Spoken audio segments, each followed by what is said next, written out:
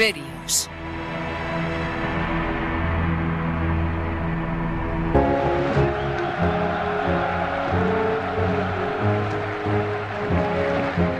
Napoleón.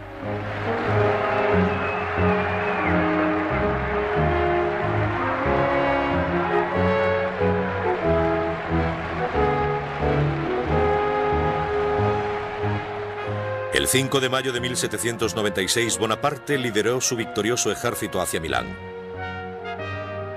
Fue aclamado por los milaneses como un héroe libertador, el general que les liberaba de los gobernadores austriacos. «Hemos venido para romper vuestras cadenas», proclamó Napoleón. «Nuestra única lucha es contra los tiranos que os han esclavizado».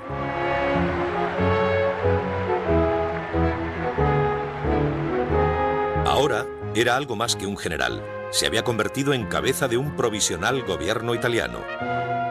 Con un exaltado sentido de su propio destino, estaba decidido a seguir su estrella hasta la cima del poder. Los grandes hombres se hacen grandes porque pueden dominar a la suerte, decía Bonaparte. La vulgarmente llamada suerte es una característica de los genios.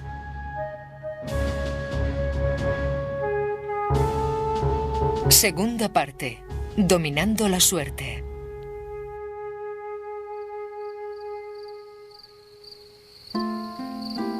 Me volveré loco si no recibo una carta tuya esta noche, escribía Napoleón a Josefina. 500 o 600 de las mujeres más bellas de Milán han buscado mis favores, pero yo solo puedo verte a ti, solo pienso en ti. Valoro la victoria solo porque te da placer. Qué feliz sería si pudiera verte desnuda, ver tus pequeños y firmes pechos blancos. Recuerda que nunca has conocido un amor como el mío. Durará lo mismo que mi vida. Sabes que nunca olvidaré tu pequeño bosque oscuro. 1000 besos en tus ojos, tus labios, tu lengua, en todas partes. Bonaparte ansiaba que su mujer se reuniera con él en Italia, pero Josefina se negaba a abandonar París. Pasaba mucho tiempo con un atildado teniente del ejército. Estaba engañando a Napoleón con un joven oficial infinitamente más seductor que él. No estaba enamorada de Bonaparte. Temía aburrirse en Italia porque en París disfrutaba de una vida con fiestas, una vida de lujo. A Paris, c'est une vie de fête, de luxe extraordinaire. Finalmente, tras miles de cartas de súplica de Bonaparte, Josefina partió hacia Italia desde París. Lloraba, escribió un testigo, como si se dirigiera a una cámara de tortura.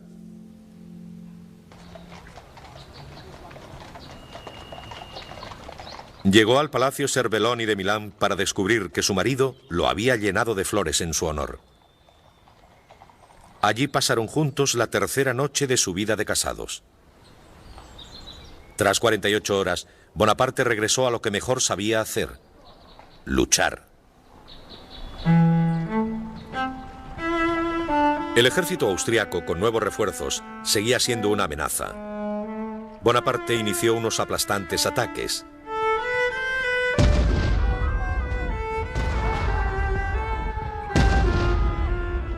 Terminaron en enero de 1797 en una batalla de 3 días en Rivoli, a 90 kilómetros al oeste de Venecia.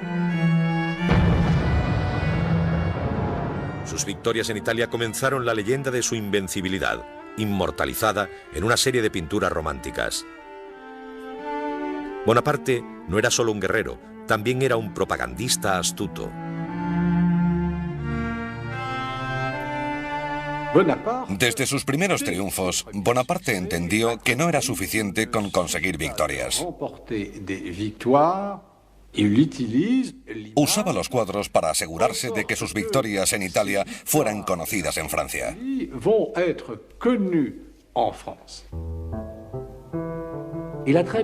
Entendió que el arte era también un medio de propaganda. Tras una de sus victorias, ordenó pintar un cuadro. Dictó el tema, el trazado de los personajes, incluso impuso las dimensiones del marco.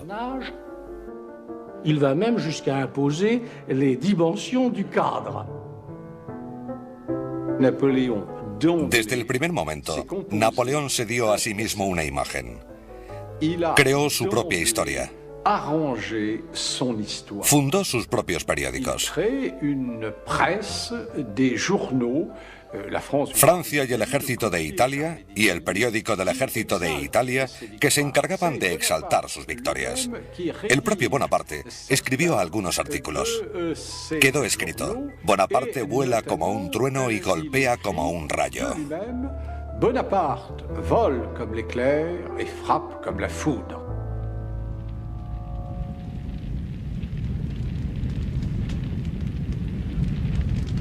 Mientras la fama de Napoleón aumentaba en Francia, se preparaba para su bienvenida en Italia. Cuando se encontró con la resistencia armada, ordenó que saquearan las ciudades, que quemaran las aldeas y que los rebeldes fueran asesinados.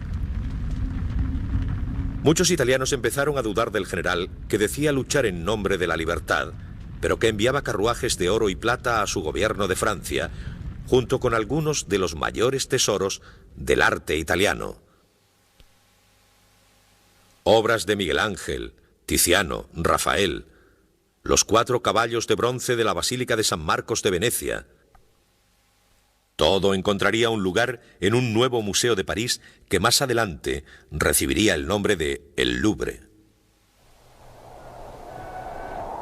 Mientras gobernaba Italia, Bonaparte nunca dejó de perseguir a los austríacos. Solo 2 meses después de su victoria en Rivoli, les condujo hasta el norte de Italia, cruzó los Alpes hasta llegar a la propia Austria y el 7 de abril de 1797 se encontró a 110 kilómetros de Viena. Sorprendidos por el avance del ejército francés, el emperador austríaco pidió la paz.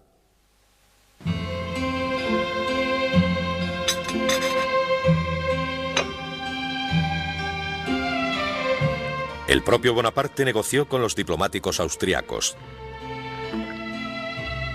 Quería Bélgica, el flanco izquierdo del Rin y una nueva república que se aliara con Francia para hacerse con el norte de Italia. Cuando los austriacos se negaron a sus demandas, Napoleón se enfureció.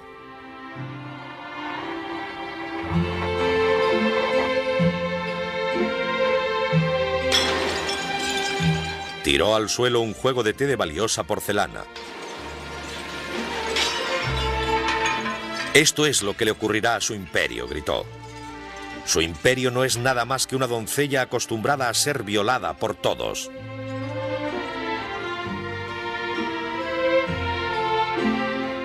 Bonaparte se había comportado como un loco, informó la delegación austriaca a Viena. Existen muchas leyendas sobre esto. Napoleón tenía un carácter fuerte, a veces con reacciones violentas.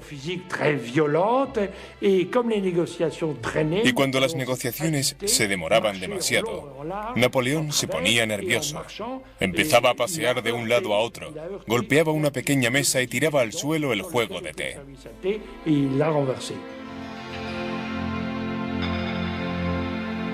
Tanto si fue por su ira, su astucia o su diplomacia, Bonaparte consiguió lo que quería y dictó los términos del tratado sin instrucciones del gobierno de París.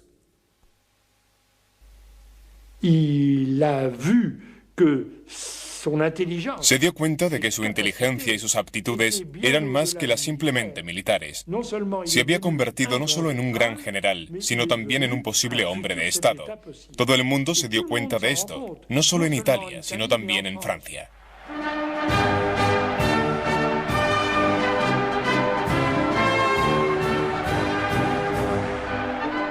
A finales de 1797, un Napoleón Bonaparte de 28 años regresaba a París para entregar al gobierno un tratado que llevaba una frágil paz al continente europeo. Ahora solo quedaba Gran Bretaña en guerra con Francia. En solo año y medio, había reunido a sus desanimados y harapientos soldados. Les había hecho marchar miles de kilómetros y había vencido al ejército austríaco sin perder una sola batalla. La gente ideó construcciones en su honor. Cada vez había más grabados sobre su figura.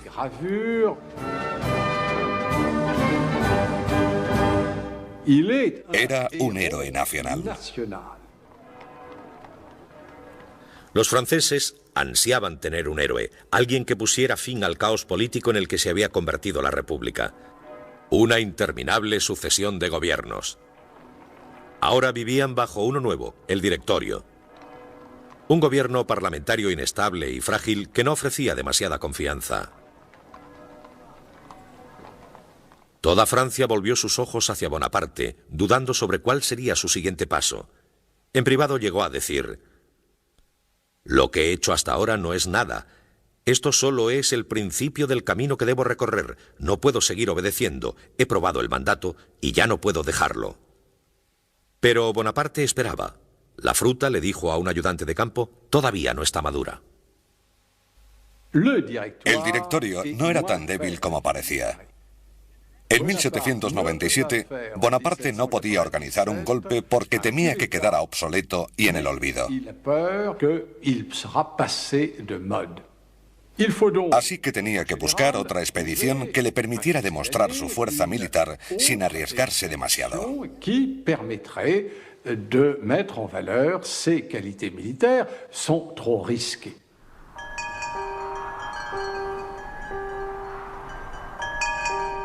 Mientras Bonaparte esperaba el momento adecuado para tomar el poder, puso sus ojos en nuevas victorias en el exótico Oriente. Eludió a la flota británica y el 1 de julio de 1798 desembarcó en Egipto con 35.000 soldados. Francia seguía en guerra con Gran Bretaña y Bonaparte esperaba cortar las rutas de comercio británicas con la India.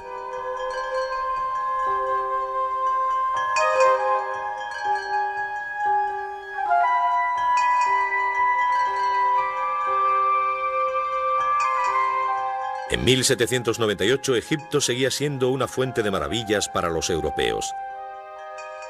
Las tiendas, abarrotadas de turcos y judíos, sirios y griegos, los minaretes, desde donde sonaba la llamada de una religión extraña, las esfinges con la nariz rota, enterradas hasta el cuello en la arena. Bonaparte se encontró en un país de leyendas, de mitos y con una gran historia. Pero fue una locura por su parte, porque todos los cálculos militares de la época decían que era imposible que un ejército europeo conquistara Oriente.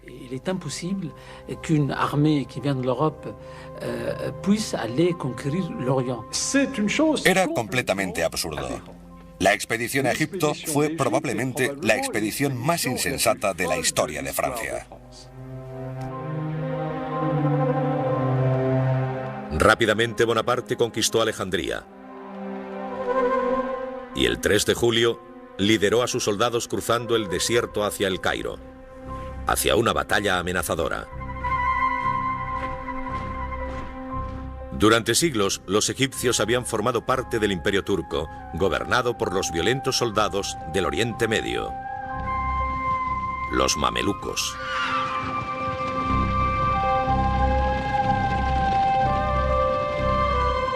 Con valentía, orgullo y crueldad, los mamelucos esperaron sin temor al ejército francés. Un príncipe mameluco les llamó burros. Les cortaré la cabeza, dijo, como a las sandías en los campos. No temían a Napoleón. Los mamelucos habían sido educados en los fieros principios de la valentía y la rivalidad.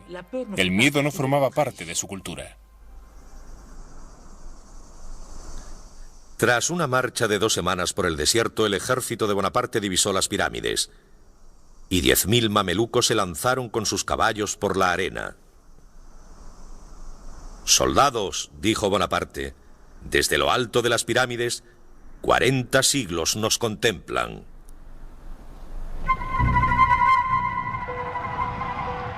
Los mamelucos cargaron. Se dice que empezaron como relámpagos y llegaron como truenos.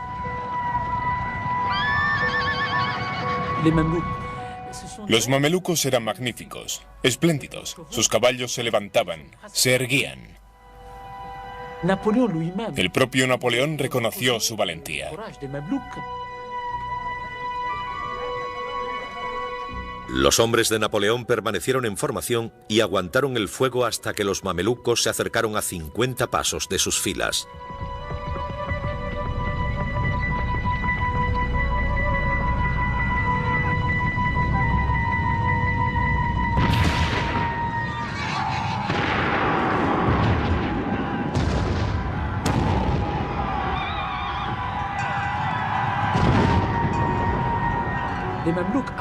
Los mamelucos se prepararon para luchar con caballos y sables, armas de la Edad Media. Fue un encuentro entre la Europa del futuro y el Egipto del pasado.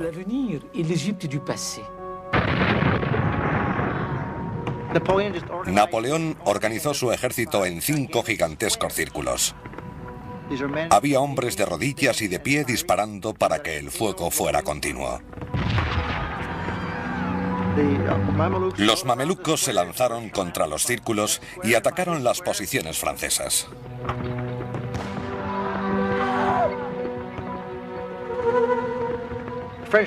Los franceses perdieron a 30 hombres, los mamelucos probablemente a unos 5 o 6.000.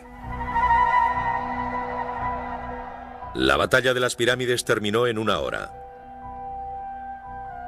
3 días después, Bonaparte entraba con su ejército en el Cairo. Estaba lleno de sueños, dijo. Me veía a mí mismo fundando una nueva religión, marchando hacia Asia, montado en un elefante con un turbante en la cabeza y en mi mano el nuevo Corán.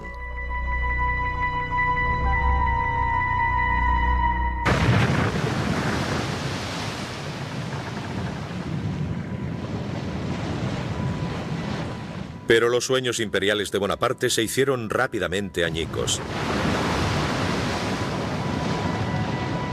El almirante inglés Nelson capturó a la flota francesa anclada en la costa egipcia y la hizo pedazos. Bonaparte y sus 35.000 soldados quedaron atrapados en Egipto.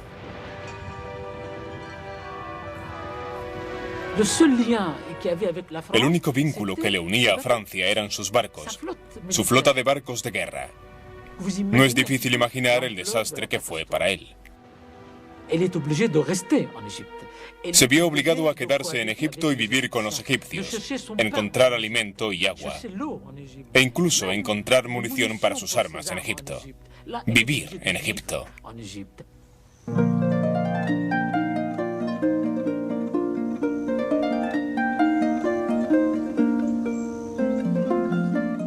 Mientras Bonaparte estaba aislado en Egipto, su mujer se compraba una nueva casa.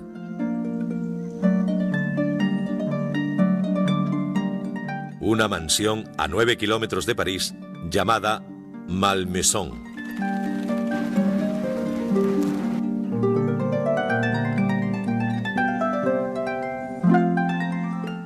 Allí Josefina disfrutaba de cientos de hectáreas de jardines, bosques y campos y la compañía de su amante. Cuando un ayudante de campo se atrevió a decirle la verdad a Bonaparte, el general quedó abatido. Me he quitado el velo de los ojos, escribió a su hermano. Estoy cansado de la grandeza. Todos mis sentimientos se han secado. Ya no me preocupa la gloria. A los 29 años, estoy cansado de todo. Furioso, tomó a la mujer de uno de sus oficiales como amante. Sus amigos la llamaban la Cleopatra del general. Aislado, Bonaparte permanecía firme. Instalado en un palacio del Cairo, se imaginaba a sí mismo como un potentado oriental siguiendo los pasos de Alejandro Magno. Llegó a Egipto a la cabeza de un ejército y de repente se encontró a sí mismo a la cabeza de un país. No era solo una nación, se trataba de Egipto.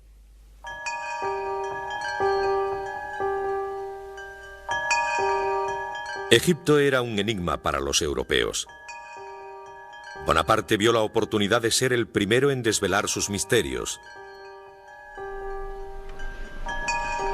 Junto a su ejército, se había llevado con él a un importante grupo de matemáticos, artistas, dibujantes de mapas e ingenieros. Pensaron en crear un documento monumental, una descripción de Egipto en 24 volúmenes de textos y dibujos. Estudiaron a los cocodrilos y a los ibis, la música y las momias. Inspeccionaron los templos y las tumbas. Midieron las dimensiones de las esfinges. Un científico descubrió una nueva especie de lirio de mar, otro pez desconocido del Nilo. El descubrimiento más importante fue una piedra negra con unas inscripciones en forma de puzzle. La piedra Rosetta sería la clave para descifrar los jeroglíficos egipcios. Los monumentales volúmenes que fueron publicados por los científicos que acompañaron a Napoleón a Egipto fundaron las bases del estudio de la egiptología de hoy en día. Napoleón escribió: "Las verdaderas conquistas, las únicas que no dejan resentimiento, son aquellas que han sido conseguidas por la ignorancia".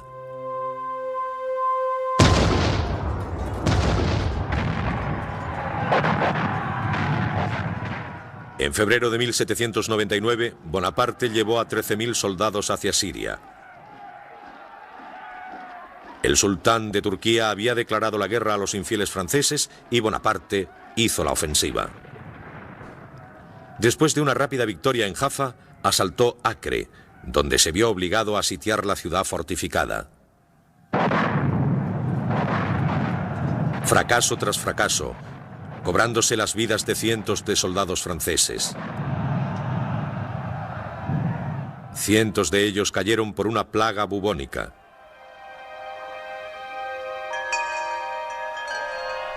Bonaparte abandonó el cerco y se retiró a El Cairo con un ejército desanimado de hombres heridos y enfermos. El ejército estaba terriblemente desmoralizado. Empezaron a preguntarse qué hacían allí en Egipto. La República no estaba amenazada. Sus colegas estaban muriendo por las plagas, la disentería o en combate contra un decidido enemigo.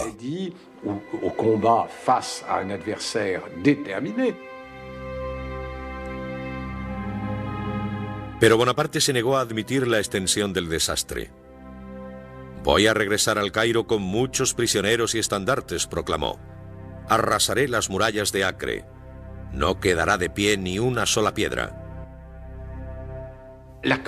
La campaña egipcia fue una auténtica pesadilla para los soldados, pero Bonaparte la alabó en su propaganda en Francia. Los vendedores ambulantes vendían grabados con palmeras, con pirámides, con un general cubierto de plumas que animaba a sus tropas y que masacraba a los mamelucos. Todo esto habla por sí solo de su imaginación.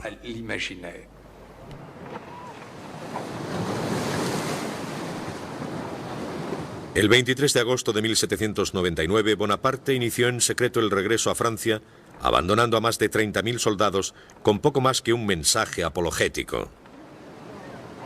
Extraordinarias circunstancias me han convencido para traspasar las líneas enemigas y regresar a Europa.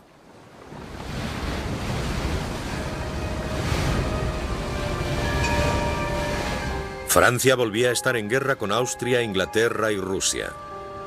La guerra civil continuaba desgarrando al país. El gobierno de París estaba desorganizado. Ya existían rumores de un golpe inminente. Bonaparte soñaba con rescatar a Francia, pero temía no haberse movido lo suficientemente rápido. «Todos estos grandes acontecimientos penden de un hilo», dijo a un ayudante de campo. «Creo en la suerte, pero el sabio no abandona lo que puede ayudarle en su destino».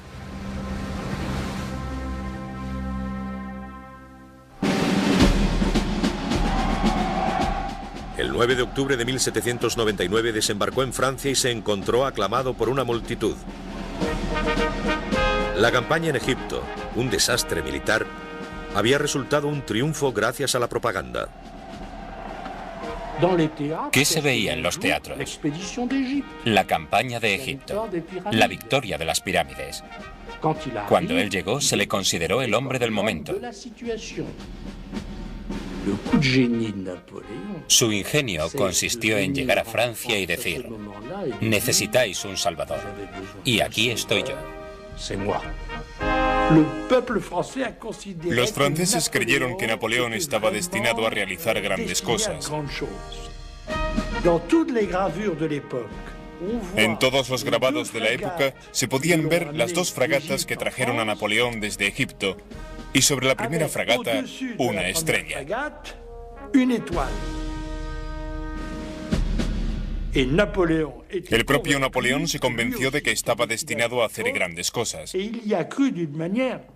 Se lo creyó de manera firme, casi de forma fantasiosa.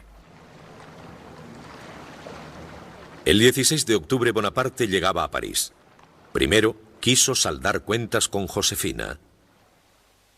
Con el incremento de su fama y poder, la dinámica entre el soldado poco experimentado y la sofisticada mujer de la sociedad había cambiado. Bonaparte estaba decidido a divorciarse de su mujer. Regresó a casa, se encerró en su habitación y se negó incluso a verla. «Nunca la perdonaré», decía. «Nunca». Pero Josefina estaba decidida a hacerle volver con ella. Subió las escaleras hasta su habitación y le rogó que la dejara entrar. Bonaparte se tapó los oídos. No quería escucharla. Ella aporreó la puerta y gritó: «Solo te he amado a ti». Pero Bonaparte no dejaba de decir no.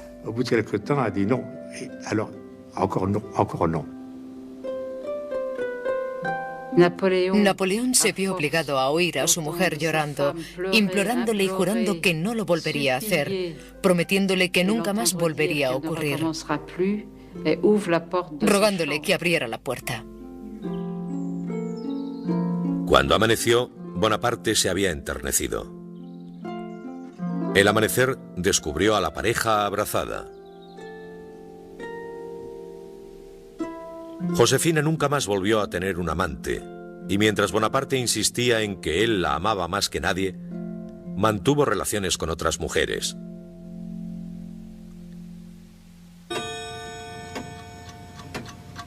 Menos de una semana después de regresar a Francia, Bonaparte vio que era el momento de actuar. Deliberando solemnemente en el Palacio de Luxemburgo, el directorio estaba a punto de disolverse. La deuda de los 8 años de guerra se incrementaba, la evasión de divisas estaba incontrolada, los bandidos vagaban por las carreteras. El gobierno parecía impotente, había proyectos para derrocarlo. A medida que la crisis maduraba, Bonaparte decidió encontrar una manera de hacerse con el poder.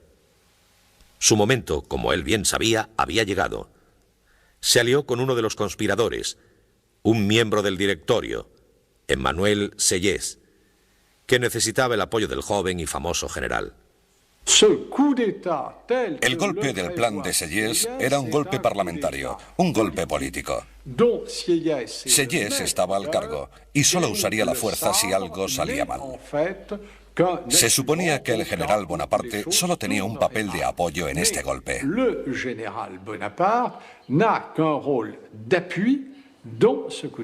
Sieyès mantuvo una actitud fantástica. Se dio cuenta de que el general Bonaparte era absolutamente necesario para el éxito de la operación, pero rápidamente empezó a pensar que Bonaparte podía convertirse en el rabo que persigue al perro.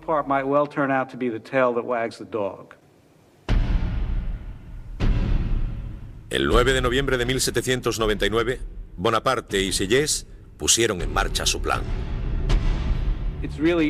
Una de las premisas más simples era que el Parlamento se quitara de en medio. Ellos votarían un gobierno provisional que empezara de nuevo con la redacción de una nueva constitución. Esperaban no tener que sacar las bayonetas y que nadie resultara herido. Para que el golpe tuviera un aire de legitimidad, Bonaparte y Sieyès querían que los legisladores les votaran. No querían compartir el poder. Bonaparte contó con la ayuda de su hermano Lucien, que había sido elegido presidente de la Cámara Baja de la legislatura como resultado de la popularidad de su hermano. Pero Lucien se sentía impotente para convencer al Consejo de que disolviera el Parlamento. Se encontraron con una auténtica oposición. La oposición insistía en que cada diputado renovara su juramento de lealtad a la Constitución existente, cosa que hicieron. Les llevó más de 2 horas hacerlo. Mientras tanto, los conspiradores esperaban fuera. muy agitados, y particularmente el general Bonaparte, que finalmente perdió la paciencia y decidió que debía intervenir para acelerar el proceso.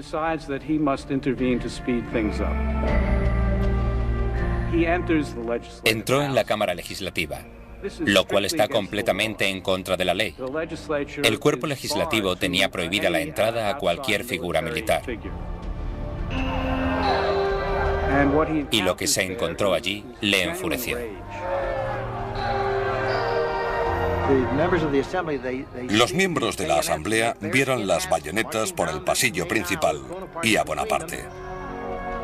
Empezaron a gritar y llorar y a pedir que le apresaran porque intentaba hacerse con el control del gobierno.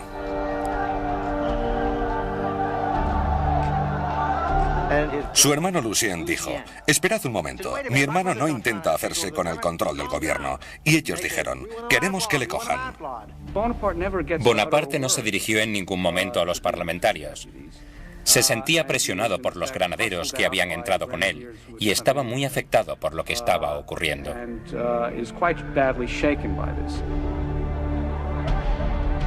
Bonaparte había fallado.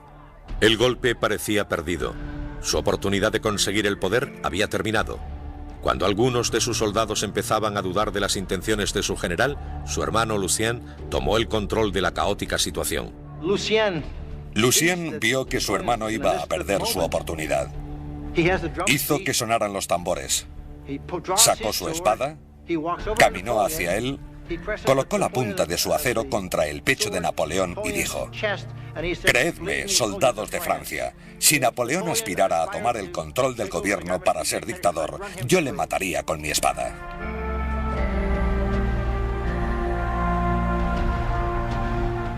Los soldados asaltaron la asamblea.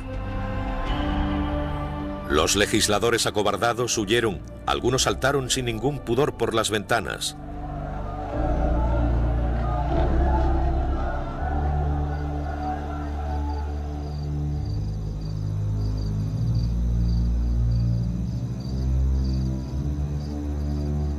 A las 2 de la mañana, un pequeño grupo del Consejo se reunió con los conspiradores y votó una ley para un nuevo gobierno provisional con 3 consejeros provisionales a la cabeza.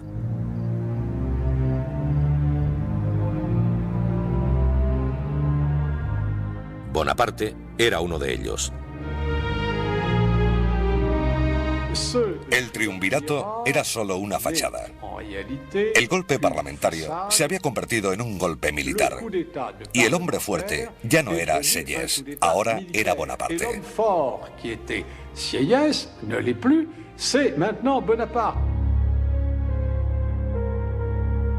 En las siguientes semanas, Bonaparte se mostró más hábil que los otros consejeros. Reescribió la Constitución y le hicieron cabeza del Estado con el título de primer cónsul. Cuando empezaba el año 1800, Napoleón Bonaparte, con 30 años de edad, era el hombre más poderoso de Francia. La revolución, dijo Bonaparte, ha terminado. Y luego añadió: yo soy la revolución. La revolución estaba a salvo. Era el producto de la revolución. Pero el caos y la incertidumbre de la revolución iban a terminar. La gente debía volver a sus intereses privados. El nuevo gobierno proporcionaría el orden, la estabilidad y la fuerza para que esto ocurriera.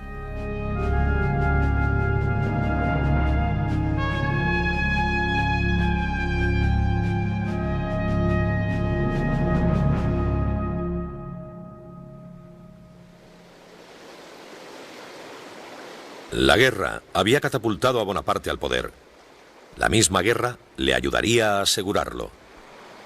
Francia seguía en guerra con Gran Bretaña y Austria.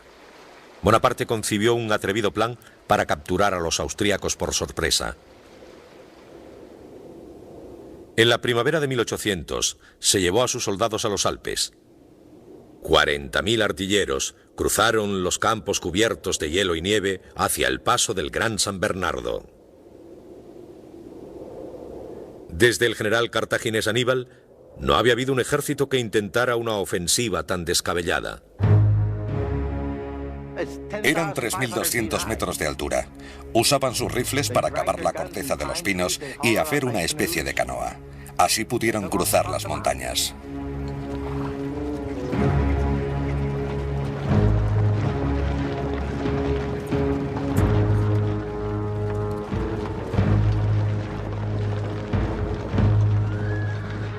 El 20 de mayo el propio Bonaparte cruzó los Alpes. Jacques-Louis David plasmó la aventura en su heroico retrato de Napoleón montado en un reluciente semental. Pero lo cierto es que Bonaparte cruzó los Alpes montando una mula.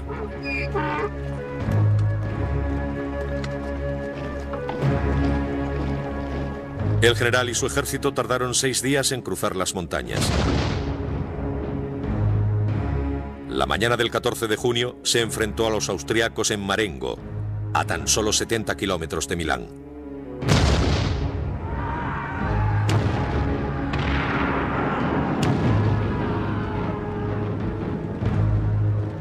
Al final del día hubo 6.000 bajas francesas. Pero las pérdidas de los austriacos, entre muertos y heridos, se duplicaron.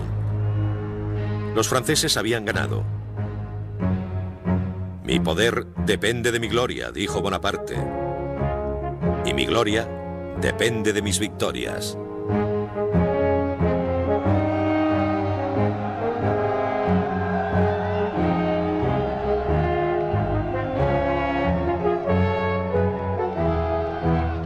Al año siguiente, el emperador de Austria ordenó un alto el fuego y firmó un tratado con Francia.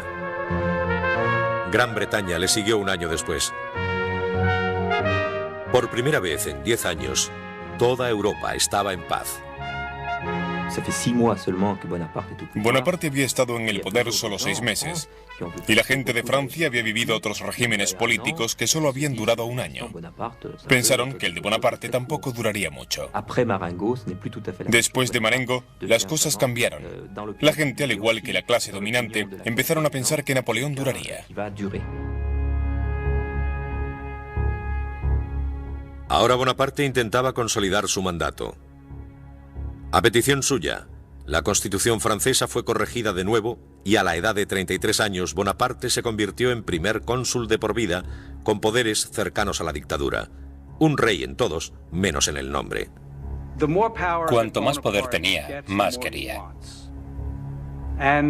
Y fue escalando paso a paso, nunca de golpe, poco a poco, gradualmente, y siempre mirando hacia atrás y diciendo: recordad que voy a proteger los logros de la revolución, estaréis a salvo conmigo. De alguna manera, Bonaparte resultaba tranquilizador. Era una autoridad suprema, un líder carismático.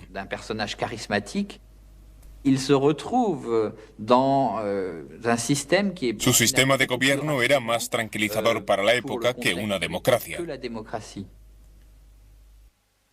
Cuando comenzó el siglo XIX, Bonaparte quiso demostrar que podía gobernar de la misma manera que batallaba. Un recién nacido gobierno, le dijo a su secretario, debe deslumbrar y asombrar.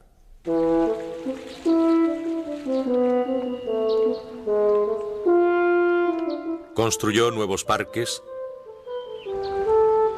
puentes y muelles a lo largo del Sena, canales, embalses y carreteras.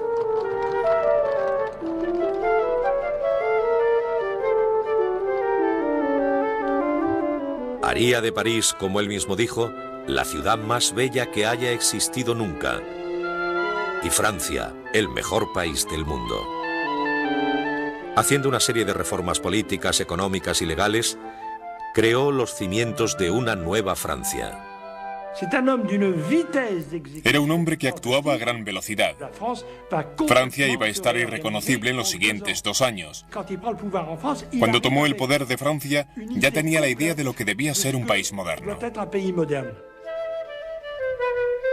Toda la sociedad francesa se mantuvo bajo su mirada. Instauró un fuerte gobierno centralizado y una burocracia estrechamente estructurada. Organizó un nuevo sistema de colegios de secundaria, los liceos. Estableció un banco central, el Banco de Francia. Lentamente la economía revivió, y con ella la prosperidad. Toda Europa se hizo eco de sus hazañas. Los grandes artistas y pensadores de la época, Goethe, Hegel, Byron, Beethoven, vieron en Bonaparte la reencarnación de los ideales y esperanzas de la revolución. Hay que entender el prestigio de Bonaparte como primer cónsul. Era el equivalente en Europa de lo que para Estados Unidos era Washington. Supervisó la codificación de un nuevo sistema de leyes que aboliera los privilegios feudales y estableciera la igualdad de todos los hombres ante la ley. El Código Civil de Bonaparte ha permanecido como base del derecho francés hasta nuestros días. Los derechos y obligaciones de los ciudadanos fue un invento de la Revolución, pero no fue codificado en ningún texto. Era necesario que esos derechos y obligaciones se convirtieran en la base de un gran sistema legal para que la sociedad funcionara de manera efectiva. En 1801 Bonaparte firmó un acuerdo con el Papa, el Concordato, haciendo del catolicismo la religión dominante, pero no exclusiva de Francia. No hacía uso personal de la religión, pero la entendía como un valor político. Si gobernara un país de judíos, decía, restauraría el templo de Salomón. La religión es un material excelente para mantener a la gente callada.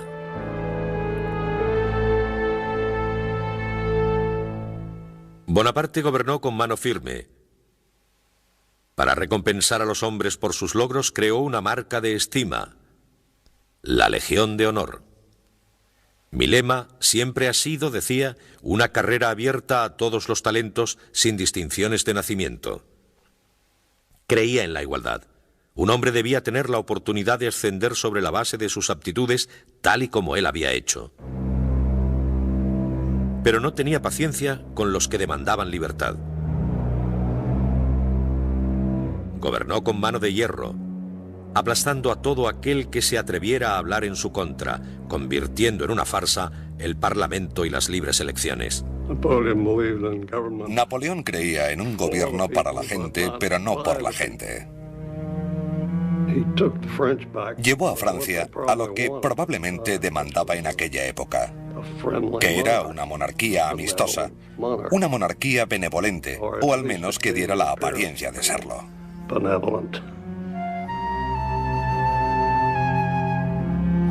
La Francia de Napoleón era un estado policial con Joseph Fouché a la cabeza de la policía secreta.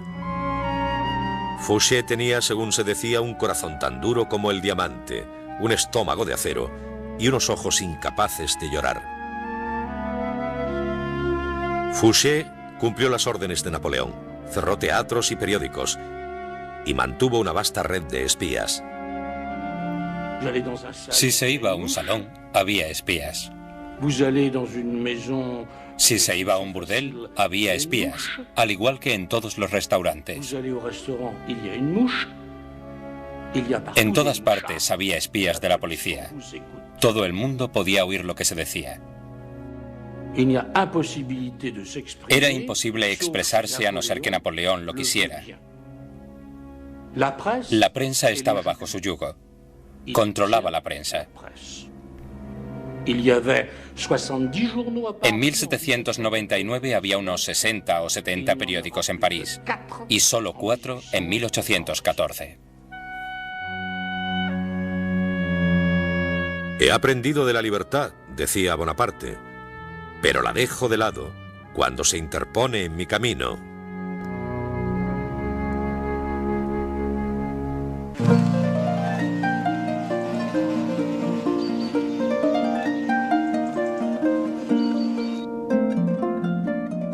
Mientras Bonaparte gobernaba Francia, Josefina asumía con orgullo su papel de primera dama.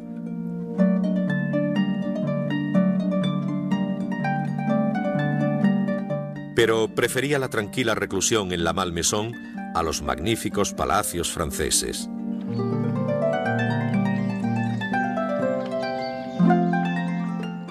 En deferencia a su mujer, Bonaparte hizo que la Malmaison se convirtiera en sede del Parlamento en verano. Trabajaba 7 días a la semana, a menudo 18 horas al día, mes tras mes, pero si había algún sitio en el que relajarse, ese era en la Malmaison con Josefina.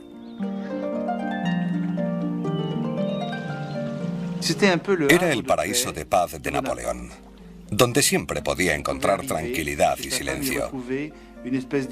Y Josefina siempre estaba allí, preparada para servirle. Era amable y gentil con él, lo cual era muy importante para Napoleón. Era lo contrario a él.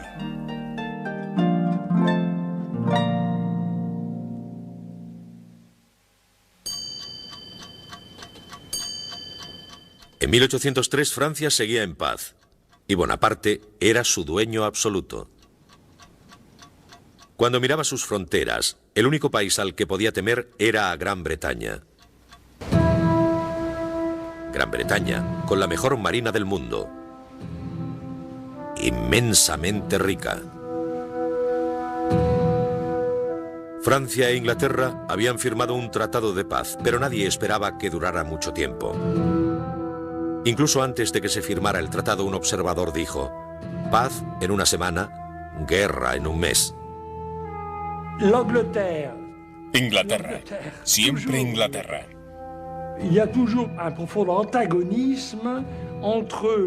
Siempre había habido un profundo antagonismo entre el mar y la tierra, entre la fuerza del continente representada por Napoleón y la fuerza del mar y el comercio internacional representada por Inglaterra. Era inevitable que surgiera una guerra entre ambos países. El tratado no fue tal, fue una tregua. Seguía habiendo dos grandes potencias con desigualdades entre ellas, luchando por la influencia, por la supremacía, pero en aquel momento habían llegado a un punto muerto.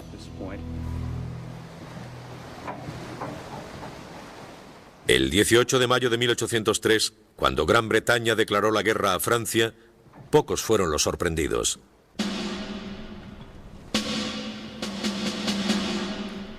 Los dos ejércitos se vigilaban a través del Canal de la Mancha. Ninguno quería arriesgarse a una batalla. Francia, cautelosa ante la Marina británica, y Gran Bretaña, temerosa de enviar soldados a luchar al continente. Pero mientras Bonaparte esperaba y disponía sus tropas, su confianza en sí mismo y en su estrella permanecían inamovibles. Sus victorias ya habían conseguido que Francia fuera más grande que nunca. Era el hombre más temido de Europa y su autoridad seguía sin ser cuestionada. Con 34 años de edad, era tan poderoso como cualquiera de los Borbones que le habían precedido. Todo lo que le faltaba era una corona, y decidió que quería una. Él deseaba ser rey. Pensaba que por haber conseguido tantas proezas, Francia debía de ser considerada como un imperio, con Napoleón Bonaparte como emperador. Esto le pondría al mismo nivel que otros grandes monarcas europeos. No sería un advenedizo, estaría a su mismo nivel.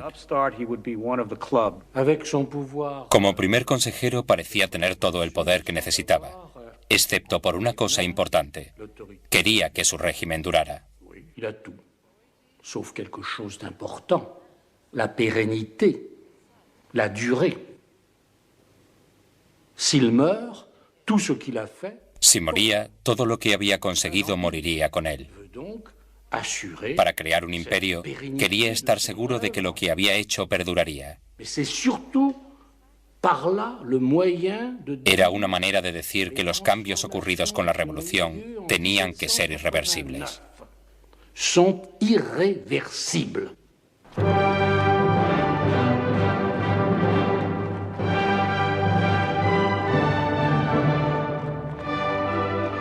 El 2 de diciembre de 1804, la procesión imperial se abría paso hacia París.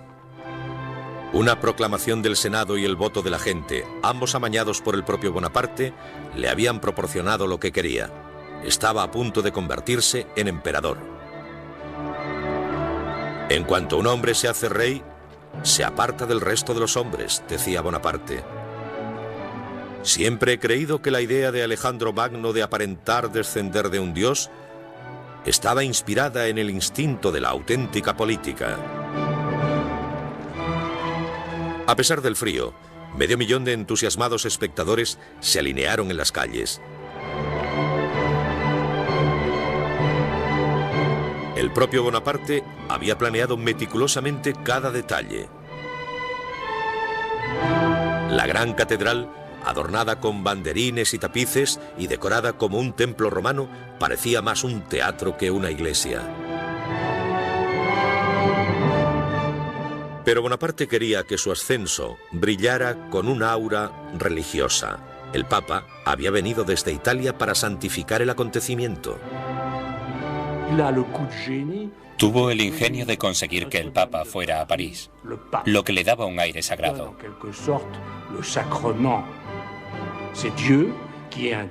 Era Dios el que confirmaba que los cambios que habían ocurrido durante la Revolución quedaban establecidos para siempre.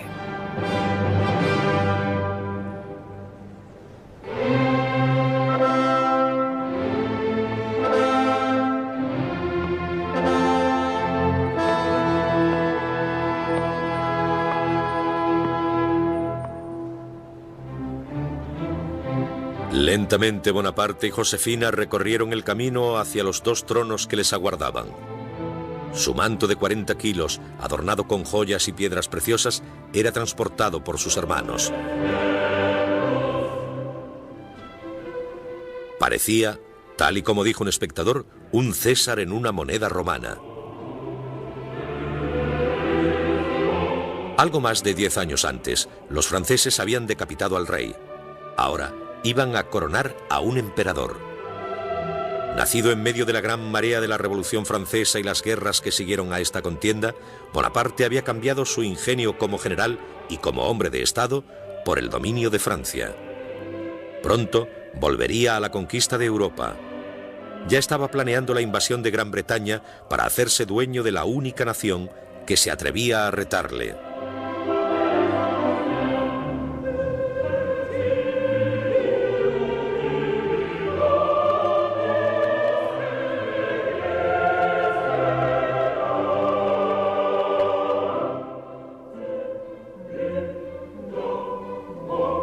Bonaparte alzó la corona imperial con seguridad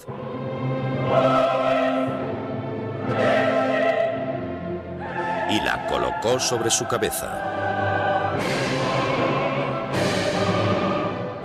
Entonces se dirigió hacia Josefina y la coronó su emperatriz.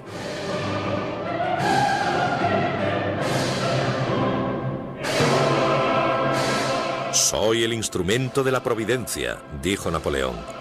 Ella me utilizará mientras yo cumpla sus designios. Después me romperá como a un cristal.